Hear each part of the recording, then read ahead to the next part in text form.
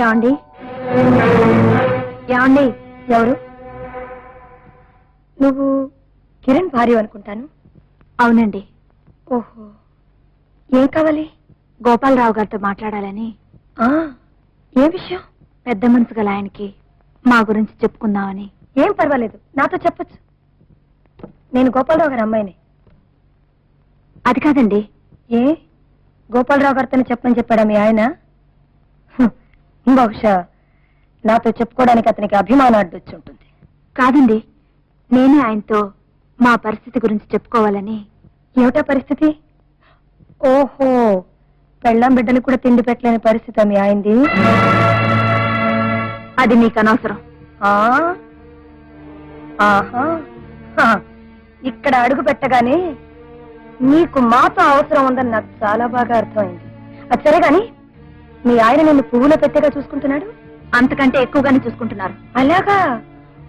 మరెందుకు చిరుగు చీరలతో దిక్కులేని దానిలాగా మా దగ్గర చేయి చాపడానికి నిన్ను పంపించాడు? ఆపండి, మా ఆయన గురించి ఒక్క మాట అన్నా నేను సహించలేను. నువ్వు సహించినా సహించకపోయినా మాటకి నిజాదేగా. కట్టుకున్న పెళ్ళానికి కనీసపు అవసరాలు, ఐ మీన్ ఇల్లు, బట్టలు, తిండి ఇవన్నీ ఏర్పాట్లు చేయని వాడు పెళ్ళెందుకు చేసుకున్నాడట? బహుశా పెళ్ళాన్ని జాలిగా అడుక్కు తెస్తే తేరగా కూర్చొని తిందాం అనుకున్నాడు. ఇప్పటి వరకు గోపాలరావు గారు అమ్మాయివని చాలా మర్యాద ఇచ్చాను. కానీ నీ మాటలు విన్నాక నిన్ను గౌరవించటం నా పొరపాటని తెలుస్తోంది. చూడు, నిన్ను చూస్తుంటే పెళ్లి కాని ఆడదానిలా కనిపిస్తున్నావు. అందుకే నీకు సంసార జీవితం గురించి, ఇల్లాలి స్థానం గురించి తెలియక నోటికొచ్చినట్టు మాట్లాడుతున్నావు. ఒక్క విషయం తెలుసుకో, చేసుకున్న మనిషి ప్రేమగా పిలిచే పిలుపు ముందు నీ ఐశ్వర్యం అంతా దిగదొడిపే. కట్టుకున్న మనిషి గుండెల మీద పడుకున్నప్పుడు లభించే సుఖము, శాంతి ఎంత డబ్బిచ్చినా నీకు దొరకదు. కన్న బిడ్డతోనూ కట్టుకున్న భర్తతోనూ కలిసి ఉండే ఆడదానికి తిండి, బట్ట, ఇల్లు, వాకిలి లేకపోయినా పర్వాలేదు. ఎందుకో తెలుసా? లోకంలో అన్నిటికంటే అతి విలువైంది మాంగల్యం. దాని విలువ తెలియక నువ్వు ఇలా మాట్లాడుతున్నావు.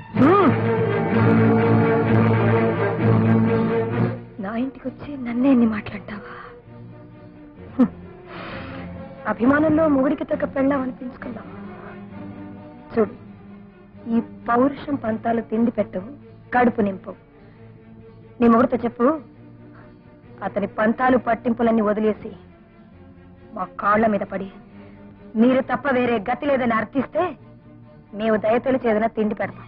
ఆ తిండి తిని బ్రతికే కంటే ఆకలితో చావటంలో చాలా ఆనందం ఉంది. చూడు, భార్యగా నేను బ్రతికుండగా మా ఆయనకి నీలాంటి ఆడదాని ముందుకొచ్చి చెయ్యి జాపే కర్మ పట్టని పని. అవసరమైతే అంతా కలిసి కట్టకట్టుకుని చస్తాం.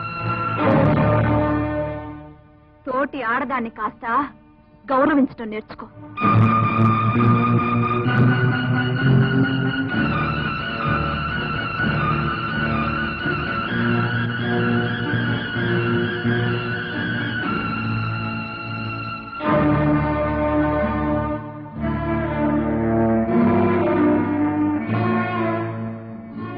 ఎక్కడికి వెళ్ళావు?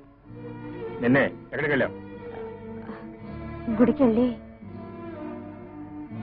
బాబుని ఇంటి దగ్గర వదిలిపెట్టి గుడికి వెళ్ళావు? నా కళ్ళలో చూసి నిజం చెప్పు, ఎక్కడికి వెళ్ళావు? గోపాలరావు గారి ఇంటికండి. ఎందుకు? అడుగుతుంటారుగా, మాట్లాడమే. ఆయన కనిపించాడా? మన దళితులని గురించి ఆయన చెప్పుకున్నావా? లేదండి, ఆయన కనిపించలేదు. నేను మాట్లాడింది చూస్తూనండి.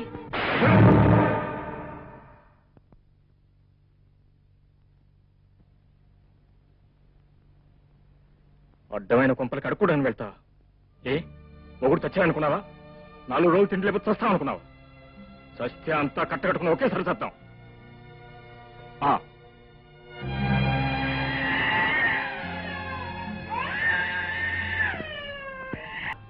ఉంటే కదండి రమ్మంటానికి.